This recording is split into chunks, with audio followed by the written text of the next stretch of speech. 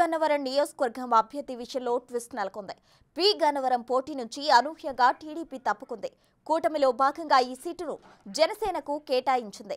Giddi సత్యనారాయణను P Gannavaram Janasena అభ్యర్థిగా ప్రకటించారు పవన్ కళ్యాణ్. మొదటిగా ఈ స్థానంలో మహాసేన రాజేష్ కు సీటు కేటాయించింది టీడీపీ.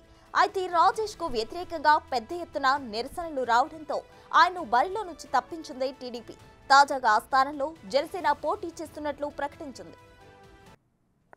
మరిన్ని వివరాలు మా ప్రతినిధి శివ లైవ్ లో అందించడానికి సిద్ధంగా ఉన్నారు. శివ, చెప్పండి, అసలు పి గన్నవరంలో టీడీపీ తప్పుకోవడానికి గల కారణాలు ఏంటి? ఇంకా జనసేన నుండి ఎవరు బరిలోకి దిగే అవకాశాలున్నాయి? ప్రస్తుతం మొత్తం మీద చూసుకుంటే పి గన్నవరం వాస్తవానికి ఈ అసెంబ్లీ నియోజకవర్గానికి సంబంధించి మహాజన రాజేష్ పేరుని తెలుగుదేశం పార్టీ అధిష్టానం మొదటి జాబితాలో ప్రకటించింది.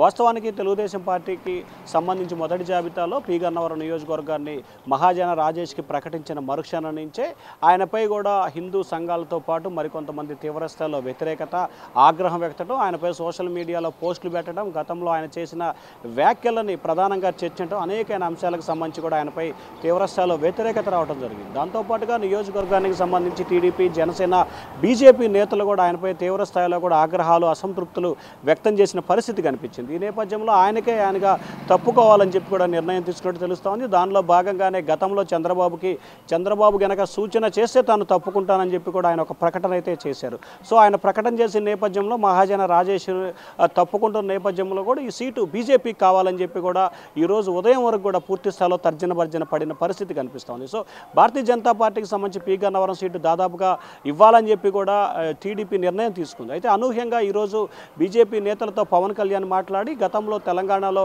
ఐపీఎస్ అధికారిగా పనిచేసిన గిడ్డి సత్యనారాయణకు సంబంధించి జనసేన టికెట్ కేటాయిస్తూ పవన్ కళ్యాణ్ సంచలనమైన నిర్ణయం తీసుకున్నాడు కొద్దిసేపు క్రితమే.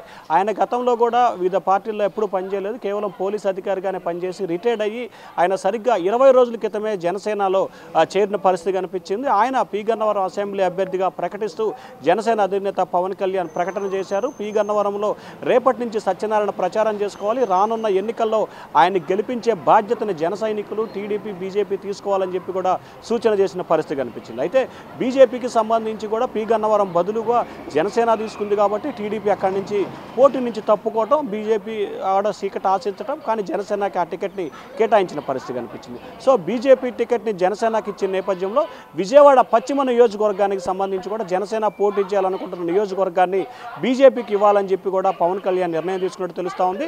భారతీయ జనతా పార్టీకి సంబంధించి కొన్ని సీట్లు అడుగుతున్న సీట్లలో విజయవాడ పశ్చిమం కూడా ఉంది కాబట్టి పి గన్నవరం అలాగే విజయవాడ పశ్చిమ రెండు నియోజకవర్గాలు ఉన్న నేపథ్యంలో కూడా ఒక నియోజకవర్గాన్ని జనసేన, మరొక నియోజకవర్గం బీజేపీ తీసుకుంటూ కూడా ఒక ప్రయత్నాలు అయితే చేశారు.